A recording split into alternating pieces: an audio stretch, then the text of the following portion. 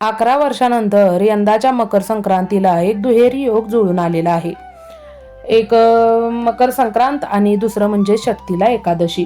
तर षष्ठीला एकादशी म्हणजे एकादशीमध्ये काही बदल करायचे आहेत काय, किंवा उपवासात काय बदल करायचे आहेत काय, तर याचा लाभ कसा करून घ्यावा, पूजेत काही बदल करायचे आहेत काय, एकादशी त्याच दिवशी आल्यामुळे त्या दिवशीच्या एकादशीत उपवासात काय बदल करायचे आहेत काय, ते आज आपण या व्हिडिओत जाणून घेणार आहोत.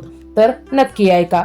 यंदा 14 जानेवारी 2026ला आलेली आहे मकर संक्रांत आणि ही मकर संक्रांत दुपारी 3:06 सूर्यास्तापर्यंत असणार आहे.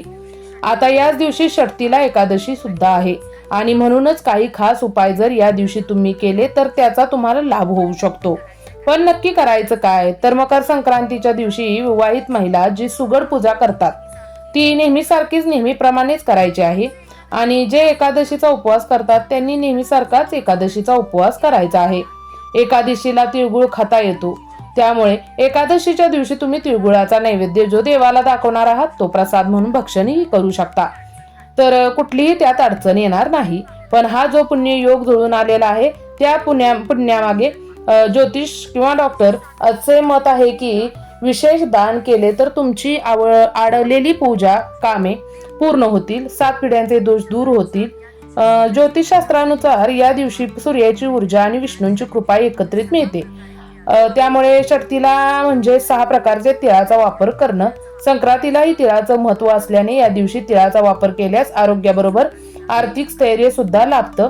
म्हणून या दिवशी संक्रांतीला जसं सकाळी आपण रोज आंघोळ करायची, पाण्यात तीळ घालून आंघोळ करावी, विष्णूंची पूजा करावी, सहस्त्रनामांचं पठण करावं आणि सकाळी लवकर उठून स्नान करा. या दिवशी विष्णू सहस्त्रनामाचं पठण केल्याने नकारात्मक ऊर्जा नष्ट होते. तुमच्या जवळच्या विठ्ठल मंदिरात जाऊन, विष्णू मंदिरात जाऊन तिळगुळाचा नैवेद्य दाखवावा.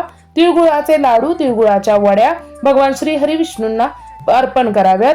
विष्णूंचं रूप विठ्ठल असतात, त्यामुळे तुम्ही विठ्ठल मंदिरात सुद्धा जाऊ शकता.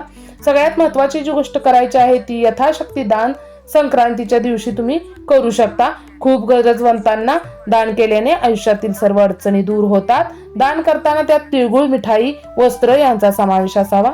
संक्रांतीच्या दिवशी दान केल्याने कधीही अक्षय फळ देतं, अर्थात अक्षय पुण्याची प्राप्ती होऊन जाते. आता षष्ठीला एकादशी पण आहे, त्यामुळे तिळाचा 6 प्रकारे वापर करायचा.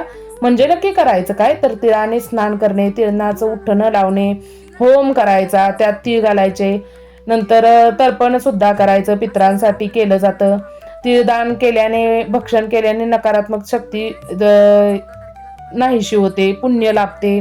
तर 14 तारखेला तुम्हाला काय करायचं आहे, तर मकर संक्रांतीची पूजा नेहमीसारखी करतो तशीच करायची आहे.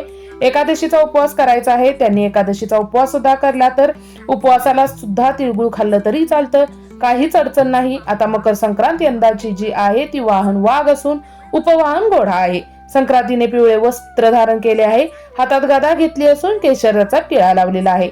वयाने कुमारिका असून वसलेल्या स्थितीमध्ये आहे, पायस भक्षण करणारी आहे, सर्प जाती असून संक्रांतीच्या पर्व काळात दात घासणं, कठोर बोलणं, वृक्ष किंवा गवत तोडणं, गायीची मशनीची धार काढणं या कामाविषयक सेवन करणं ही कामे करू नयेत असं पंचांगात तुम्हाला सांगितलं आहे.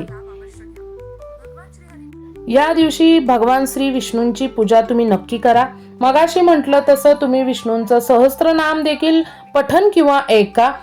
जवळच्या विठ्ठल मंदिरात जाऊन तिळगुळाचा नैवेद्य सुद्धा अर्पण करा आणि दान धर्म, अर्थात संक्रांतीला दान धर्माचं महत्व आहे, त्यामुळे तुम्हाला दानही करा आणि पुण्य फळ मिळते, नकारात्मक शक्ती नाहीशी होते.